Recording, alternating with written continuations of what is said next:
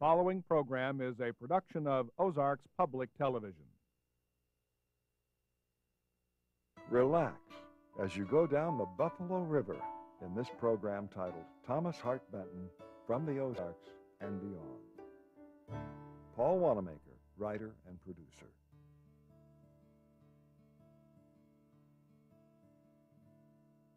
Growing up in Neosho, Missouri, gave Thomas Hart Benton a unique perspective in his walk into the art world of Chicago, Paris, and New York. I really got a pretty good ripple down below here. Shoal on the left and a snag in the middle. A little back. Pretty good one. As Mr. Benton returned to the Midwest, Thomas was often in the Ozarks he admired. Floating the Buffalo River were times of special joy. His paintings flowed, much like the river, often smooth. At other times, conflict. There's a rock down here in the middle of the channel. Look out for the rock there, Bill.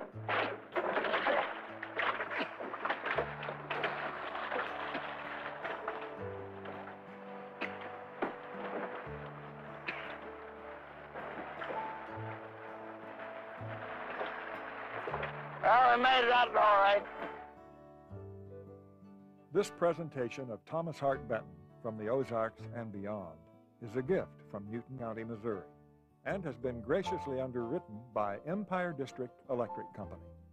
Empire District Electric Company has served customers in the four-state area with electricity since 1909 and proudly supports this documentary of Thomas Hart Benton, From the Ozarks and Beyond. Thomas Hart Benton was born April 15, 1889, in Neosho, Missouri. Thomas was born into a political family named after his great-uncle, U.S. Missouri Senator Thomas Hart Benton. At age 7, Thomas's father, Colonel M.E. Benton, was elected to represent the Southwest Missouri Ozarks as their congressman. Young Thomas now had his time split between Washington, D.C. and the Ozarks. During these formative years, Benton developed his first sense of art. In Neosho, Missouri, Tom did his very first mural at the age of 8 years old. His parents' house there had just been re-wallpapered, and Tom took a piece of charcoal, and going up this new cream-colored wallpaper, Tom drew a large train on the staircase landing. And apparently it was pretty good. It had a lot of smoke coming out. It looked like he was climbing up a hill. But Tom said it wasn't appreciated and said that was his first encounter with art critics. And clashes with art critics followed Mr. Benton throughout his career. Typed an American regionalist along with fellow artists Grant Wood and John Stewart Curry, Benton responded to this in his autobiography, An American in Art. Regional and provincial were made synonymous for our cases. Old European comparisons of the backward provincial and the progressive metropolitan were hauled off their dusty sacks to ridicule us. We came in the popular mind to represent homegrown grassroots artistry, which damned foreign influence and knew nothing about and cared nothing for the traditions of art as cultivated city snobs, dudes, and aesthetes knew them.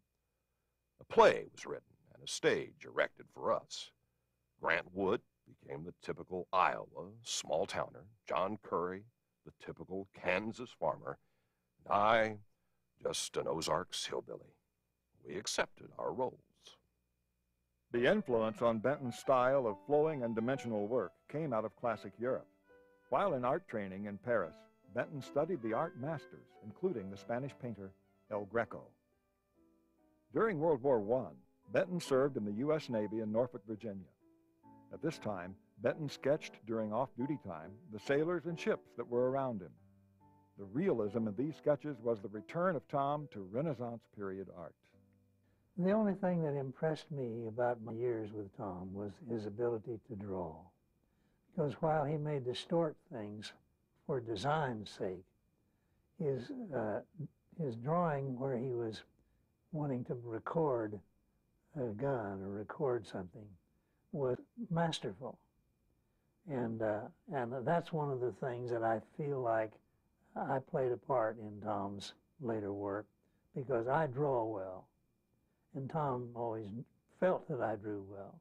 And so when we would go together on an exploration, and he would make beautiful drawings, very lifelike, very colorful, because he knew that I was good at it and he wanted to be better than me.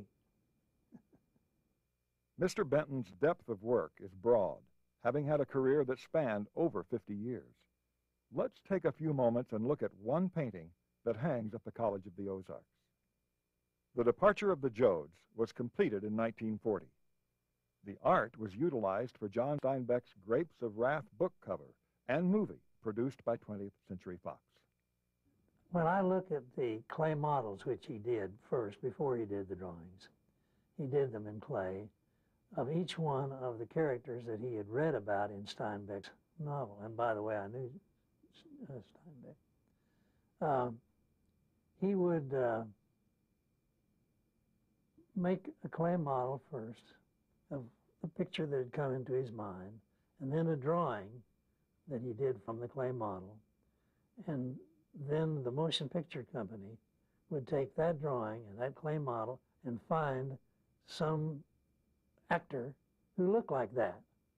And that's who they employed for the film Grapes of Wrath. The original hangs in the Ralph Foster Museum at the College of the Ozarks near Branson, Missouri. It was donated to the school by Thomas Hart Benton in 1975. Benton frequented the campus often during his treks through the Ozarks. Other sketches and lithographs are also on display at the Foster Museum. As you see, the work of Thomas Hart Benton reflects a social history of his times and a tremendous amount of discipline to detail. Someone who could shed light on this is Charles Banks Wilson, a noted muralist painter and described by Thomas Hart Benton as the finest artist historian. Their friendship began in 1936. Well, I think Tom probably was America's greatest cartoonist, because I really feel that much of his design and much of his style of drawing is based on his early day interest in cartooning. I think as a young man he wanted to be a cartoonist, and I think he was. But he also was a great painter because he parlayed the design of the cartoon that's so popular in everyone's home into great painting. And his painting flow, as he was able to remove his, what I want to say, important designs into serious painting. But one of the interesting things I found about Tom was when he established a design, he put it together very much like a mathematician would be. In other words, every time you add 2 and 2, it makes 4.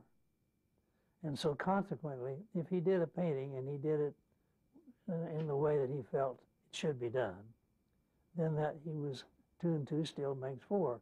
And I think that was explained better by the fact that he had done a painting, finished painting of his daughter and her son.